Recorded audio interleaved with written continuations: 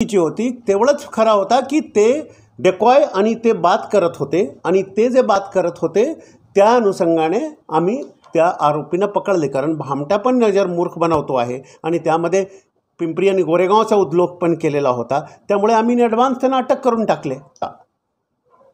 त्यांच्याकडे ते स्वतः सांगतात की आम्ही कधी बाकीचं लीक करू शकलो नाही. त्यांचं जेव्हा फोनवर बोलत होता तेव्हा हे दावा करत होता की जेव्हा मिलिटरी रिक्रुटमेंट झाला तर फिटनेसचं जे सर्टिफिकेट असतो, जे कलर ब्लाइंडनेस असतो, हे असतो, ते आम्ही मॅनेज केलेले आहे असा तो सांगतो आहे. आणि ते सांगितलं की पूर्वीचे आपण पेपर पण दिलेले आहे, हे केलेलं आहे, पण आणल्यानंतर त्यांच्याकडे तशा प्रकारचा काही रेकॉर्ड मिळाला नाही आणि तो मूर्ख बनवत होता असा त्यांचं प्रथम सक्रियदर्शनी मांडणं होता. तो काही हे नाही म्हणजे त्यांना प्रसिद्धीची हौस असेल त्यामुळे दिले असावेत. तर त्याने आम्हाला सांगितले जर सांगितले असते तर आम्ही दिली असती प्रसिद्धी की मिलिटरीला परवानगी आहे याचं तुम्ही द्या, काही हरकत नाही, तर मी दिली असती.